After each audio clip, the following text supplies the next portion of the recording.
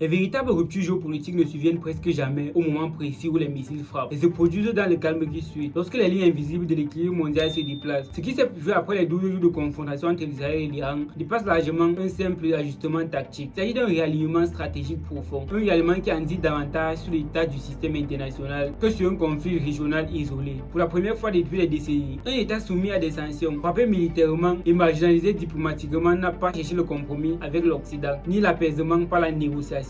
Il a fait un choix aux conséquences bien plus lourdes. L'Iran a décidé de se protéger, mais pas en solitaire. Il s'est tourné vers la Chine. La déclaration du ministre chinois des Affaires étrangères n'a rien anodin. Lorsqu'il accuse publiquement les États-Unis d'avoir bombardé, selon ses termes, les installations nucléaires d'un État souverain, il ne s'agit pas d'un simple registre moral. C'est un changement de ton, mais surtout un changement de posture. Pékin ne se contente plus d'observer à distance. Pékin évalue, Pékin condamne et surtout Pékin agit. En livrant à l'Iran des systèmes de défense aérienne de conception chinoise immédiatement après le cessez-le-feu, la Chine transmet un message sans ambiguïté. L'époque où Washington fixait sur les lignes rouges est révolue. Ce geste n'est ni impulsif ni émotionnel. Il s'inscrit dans un calcul froid et méthodique. La Chine n'intervient pas par solidarité idéologique, mais par intérêt stratégique. Elle a analysé le conflit, tiré des enseignements et observé ce que les images, y compris sur les réseaux chinois, ont révélé. L'Iran possède une capacité de frappe significative, mais son dispositif défensif présentait des failles critiques. Son espace aérien demeurait déposé. Les frappes israéliennes l'ont démontré avec une efficacité implacable. Les F-36 ont pénétré le dispositif, ciblé les lanceurs, perturbé les chaînes de commandement et désorganisé la riposte. Ce n'est pas la puissance offensive iranienne qui a été remise en question, mais sa capacité à le protéger durablement. Dès lors, la priorité stratégique de Téhéran est devenue évidente. Avant toute recomposition politique et diplomatique, il fallait restaurer une défense aérienne crédible, une défense capable non seulement d'intercepter, mais surtout de dissuader. Or, cette capacité ne pouvait plus être fournie par Moscou. Pendant des années, l'Iran avait misé sur la Russie. Des accords avaient été annoncés, parfois conclus, concernant les systèmes S-300, plus S-400, mais les livraisons n'ont jamais réellement suivi. Aujourd'hui, la Russie est absorbée par un conflit existentiel en Ukraine. Son industrie de défense est sous tension permanente et produit d'abord pour ses propres besoins. Elle ne dispose plus ni de la capacité industrielle, ni de la souplesse logistique nécessaire pour équiper ses partenaires comme auparavant. La Chine se retrouve dans une situation inverse. Elle fait face à une surcapacité industrielle. Elle peut produire rapidement, en volume et a des capacités maîtrisées. Elle contrôle l'ensemble de la chaîne de la conception à la livraison. Et surtout, elle n'est pas soumise aux mêmes contraintes politiques que les puissances occidentales. Là où Washington conditionne, Pékin propose. Là où l'Europe temporise, la Chine livre. Ce n'est pas une première. Pékin a déjà cherché à exporter ses systèmes de défense. L'épisode turc en est un exemple.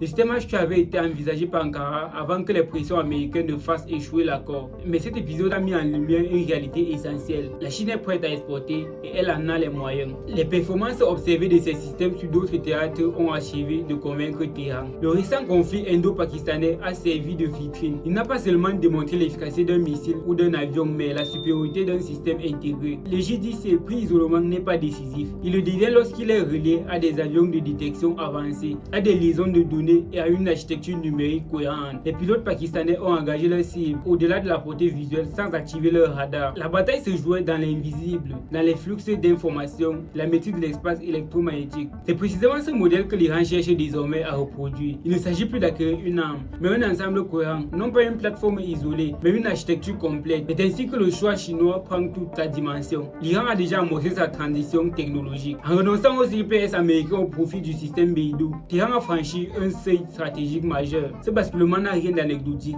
Il suffit que lors des derniers affrontements, une partie des missiles iraniens reposait déjà sur une infrastructure satellitaire chinoise. Cette compatibilité change profondément la donne. Les systèmes chinois sont conçus pour fonctionner nativement avec Beidou. L'intégration est directe, fluide, sans friction majeure. Là où une solution occidentale imposerait une adaptation complexe, la solution chinoise s'insère naturellement. Cela réduit les délais, les coûts et les risques, mais surtout cela renforce une interdépendance stratégique. Une vente d'armes n'est jamais neutre. Elle implique formation, maintenance et transfert de compétences. Elle mobilise des ingénieurs, des techniciens et des instructeurs. Elle tisse des liens humains, militaires et industriels. Elle inscrit la relation dans la durée. Longtemps, l'Iran refusait cette forme de dépendance. Sa doctrine privilégiait l'autosuffisance. Produire seul, ne dépendre de personne. La guerre récente a agi comme un électrochoc. Elle a montré que l'autonomie totale devient un mythe dangereux face à une coalition technologiquement avancée. Isolé, l'Iran demeurait vulnérable. En s'ouvrant à la Chine, il accepte une interdépendance à assumer. Non une soumission, mais un partenariat stratégique. Ce choix donne enfin un contenu tangible à son appartenance aux BRICS et à l'Organisation de coopération de Shanghai. On passe ainsi du symbole à la réalité concrète. Ce basculement actuellement dépasse largement le seul cas iranien. Il s'inscrit dans une dynamique plus vaste.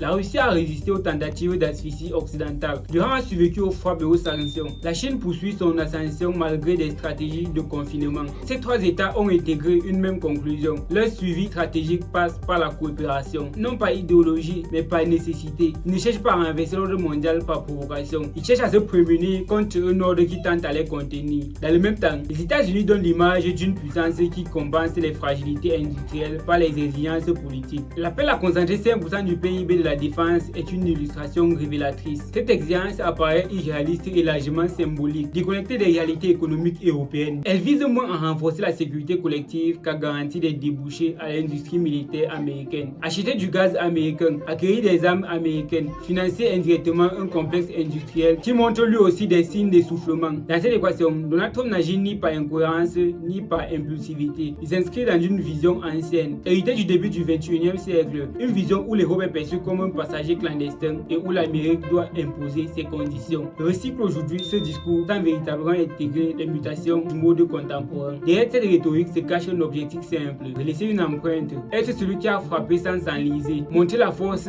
sans tomber dans un conflit prolongé. La frappe contre l'Iran était pensée comme un geste symbolique, mesuré et calibré pour éviter l'escalade. Une victoire sans guerre, un trophée sans cercueil. Mais cette approche atteint rapidement ses limites. Elle ne fait pas tomber un régime, elle ne brise pas des alliances, elle révèle surtout une réalité. Washington ne veut plus ou ne peut plus mener une guerre terrestre majeure. Israël de son côté évolue dans une logique différente. Pour Benjamin Netanyahu, le conflit est devenu un instrument de suivi politique. Tant que la guerre dure, son rôle reste central. Tant que l'état d'urgence se prolonge, les échéances judiciaires sont repoussées. Mais cette fuite en avant a un coût. Lorsque Tel Aviv et Haïfa ont été touchés, lorsque l'économie a vacillé, la réalité s'est imposée. Sans stabilité, les colons partent. Et sans colons, le projet s'effondre. Le cessez-le-feu n'a donc rien d'un choix moral. Il relève d'un réflexe de suivi. Le décalage entre Washington et Tel Aviv devient alors évident. Les États-Unis cherchent à refermer le dossier iranien. Israël souhaite le maintenir ouvert, mais les paramètres ont changé. Une invasion terrestre de l'Iran est irréaliste. L'appareil logistique américain n'est plus celui de 2003. La volonté politique fait défaut.